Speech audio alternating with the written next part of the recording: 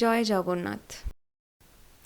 রাত পোহালেই আমাদের সকলের প্রিয় রথযাত্রা উৎসব।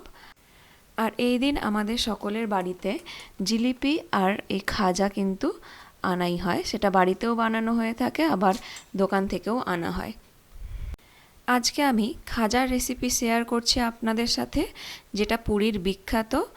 আর এটা বানানো ভীষণই সহজ, মাত্র কয়েকটা উপকরণ লাগে, যেগুলো সবসময় আমাদের বাড়িতেই থাকে। এর জন্য আমি 3 কাপ মতো ময়দা নিয়েছি, অল্প একটু নিয়েছি নুন, আর ময়নের জন্য 2 চামচ নিয়েছি গাওয়া ঘি। গাওয়া ঘিয়ের পরিবর্তে আপনারা চাইলে সাদা তেলও ব্যবহার করতে পারেন, তবে গাওয়া ঘিটা দিলে এর স্বাদটা অনেক বেশি ভালো হয়। এরপর এগুলোকে ভালোভাবে মাখতে হবে, আর মুঠো করে দেখতে হবে যে ময়নটা ঠিকঠাক আছে কি না। আমার মুঠিটা খুব সহজে ভেঙে যাচ্ছিল, যে কারণে আমি আরও 1 চামচ ঘি এর মধ্যে দিয়ে ভালোভাবে মিশিয়ে নিয়েছি। এরপর এর মধ্যে অল্প একটু একটু জল দিয়ে একটা ডো বানিয়ে নিতে হবে, নর্মাল যেরকম আমরা লুচি বানানোর জন্য ডো বানাই সেই রকম। আর জল যেটা আমি ইউজ করেছি সেটা হালকা গরম জল। 10-15 মিনিটের মতো আমি এটা রেস্টে রেখেছিলাম, তবে আপনাদের হাতে যদি সময় না থাকে না রাখলেও চলবে। এরপর এর মধ্যে থেকে আমি লেচি কেটে নিচ্ছি, আর 3 কাপ ময়দা থেকে আমার 7টা মতো লেচি হয়েছিল। আর চেষ্টা করবেন লেচিগুলো যেন একদম সমান সমান হয়, তবেই যে রুটিগুলো হবে সেগুলো কিন্তু সমান হবে। এরপর একটু হাতের সাহায্যে ডোগুলোকে সমান করে নিচ্ছি, যাতে রুটিগুলো বেলতে সুবিধা হয়। এরপর একটা লেচি আমি নিয়েছি, আর কিছু শুকনো ময়দা দিয়ে আমি রুটির আকারে বেলে নিচ্ছি। আর রুটিগুলো খুব পাতলাও হবে না, আর খুব মোটাও কিন্তু হবে না। আর প্রত্যেক কটা রুটি যেন একই মাপের হয় সেদিকটা খেয়াল রাখবেন। আর শুকনো ময়দা দিয়ে বেললে কিন্তু রুটিগুলো খুব সহজে বেলা যাবে, তেল দিয়ে বেললে কিন্তু অতটা ভালোভাবে বেলা যাবে না। সব কটা রুটি আমি বেলে নিয়েছি, মোটামুটি সমান মাপেরই হয়েছে, অল্প একটু ছোট বড় হয়ে গেছে। এরপর একটা স্লারি আমি বানিয়ে নেব, যার মধ্যে আমি 3 চামচের মতো ময়দা নিয়েছি, আর 3-4 চামচের মতো আমি সাদা তেল নিয়েছি। সাদা তেলের পরিবর্তে আপনারা চাইলে গাওয়া ঘিও এর মধ্যে ব্যবহার করতে পারেন। এরপর একটা রুটির ওপর আমি এই স্লারিটা 1 থেকে 1.5 চামচের মতো দিয়েছি, আর হাতের সাহায্যে ভালোভাবে পুরো রুটিতে মাখিয়ে নিয়েছি। একটা রুটি মাখানো হয়ে গেলে ওপর থেকে আরও একটা রুটি দিয়েছি, এবং সেম প্রসেসে সেই রুটিটাও মাখিয়ে নিয়েছি, এবং বাকি রুটিগুলোও সেম প্রসেসে আমি বানিয়ে নিয়েছি। খাজা বানানোর প্রসেস কিন্তু একদমই ইজি, আর খুব সহজে এটা বানানো যায়। শুধু ভাজার সময় একটু যা সময় লাগে, যেহেতু লো ফ্লেমে এগুলোকে ভাজতে হয়। আপনারা কিন্তু এই রথে এটা বাড়িতে বানিয়ে দেখতে পারেন। সমস্ত রুটিগুলো আমি সেম প্রসেসে বানিয়ে নিয়েছি, আর ওপরের রুটিটার একদম ওপরেও কিন্তু আমি স্লারিটা মাখিয়ে নিয়েছি, আর এইভাবে গোল করে মুড়িয়ে নিচ্ছি। আর শেষের যে অংশটা আছে ওগুলো আমি হাতের সাহায্যে একটু চিপে চিপে আটকে নিয়েছি, আর অল্প একটু জলও এর মধ্যে দিয়ে আটকে নিয়েছি, নয়তো তেলে ভাজার সময় দেখা যায় যে খুলে যায়।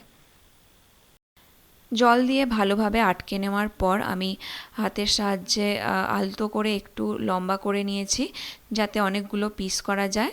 আর ছুরির সাহায্যে আমি ছোট ছোট করে পিস কেটে নিয়েছি। প্রথমে একটু মাপ দিয়ে নিয়েছি, যাতে প্রতিটা পিস সমানভাবে কাটা হয়। আপনারাও চাইলে এইভাবে মাপ দিয়ে নিতে পারেন, প্রথমে তারপরে কাটতে পারেন। আমি এখানে একটু বেশি পরিমাণ ময়দা নিয়েছিলাম, যাতে খাজাগুলো একটু বড় বড় হয় আর লেয়ারগুলোও খুব ভালোভাবে আসে। আপনারা চাইলে কম পরিমাণ ময়দা নিয়ে 4-5টা লিচি দিয়েও এভাবে বানিয়ে নিতে পারেন। সবকটা খাজার পিস আমি কেটে নিয়েছি।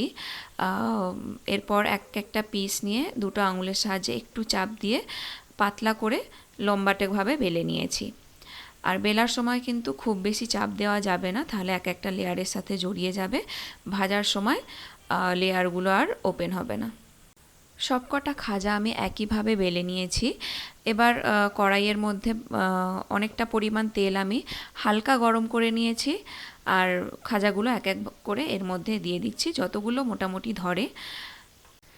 খাজা ভাজার সময় কিন্তু তেল খুব বেশি গরম করা যাবে না। লো ফ্লেমে অল্প একটু তেল গরম হলে তারপর খাজাগুলো এক এক করে দিতে হবে। আর পুরো প্রসেসটাই কিন্তু লো ফ্লেমেতেই হবে। মিডিয়াম ফ্লেম বা হাই ফ্লেমে খাজাগুলো যদি ভাজা হয় তাহলে কিন্তু ওপর থেকে কালার চলে আসবে আর ভেতরটা মচমচে হবে না দোকানের মতো। তাই লো ফ্লেমে আপনাদেরকে খাজাগুলো কিন্তু ভেজে নিতে হবে। আর একটা কাঁটা চামচের সাহায্যে এইভাবে 2-3 মিনিট ছাড়া ছাড়াই খাজাগুলোর সাইড পাল্টে দিতে হবে। সময়ের জন্য আমি তাড়াতাড়ি দেখিয়ে দিয়েছি, কিন্তু খাজাগুলো ভাজার সময় একটু ধৈর্য নিয়ে ভাজতে হবে, বেশ কিছুটা টাইম লাগবে। আর 2 কাপ পরিমাণ চিনি আমি এখানে নিয়েছি, আর সেম কাপের 1.5 কাপ পরিমাণ জল আমি এখানে দিয়েছি। আপনাদের কাছে যদি মেজারমেন্ট কাপ না থাকে নর্মাল যে কোনো বাটিতে মাপ করে আপনারা নিতে পারেন। চিনির শিরাটা মিডিয়াম টু হাই ফ্লেমে ভালোভাবে ফুটিয়ে নিতে হবে, যতক্ষণ না এর মধ্যে একটা তার দেখা যাচ্ছে বা অল্প একটু চিটচিটে এর মধ্যে চলে আসছে। গ্যাসের ফ্লেম বন্ধ করে গরম থাকতে থাকতেই কিন্তু খাজাগুলো এর মধ্যে দিয়ে দিতে হবে, তবেই কিন্তু খুব তাড়াতাড়ি খাজাগুলো চিনির শিরাটা শোক করে নেবে একদম ভেতর পর্যন্ত। 5 মিনিট রেখে চামচের সাহায্যে এপিট ওপিট করে দিতে হবে, যাতে খাজাগুলোর মধ্যে চিনির শিরা ভালোভাবে ঢোকে।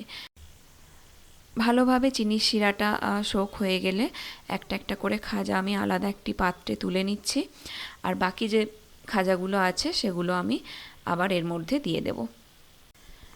আর এইভাবে বানালে কিন্তু খাজাগুলো একদম পারফেক্ট দোকানের মতো হয়। আপনারা অবশ্যই একবার বাড়িতে বানিয়ে দেখবেন এইভাবে, আর কেমন হয়েছে অবশ্যই কমেন্ট করে জানাবেন। যদি ভালো লাগে পেজটিকে ফলো করে রাখবেন, চ্যানেলটিকে সাবস্ক্রাইব করে রাখবেন যদি ইউটিউব থেকে দেখেন। ধন্যবাদ।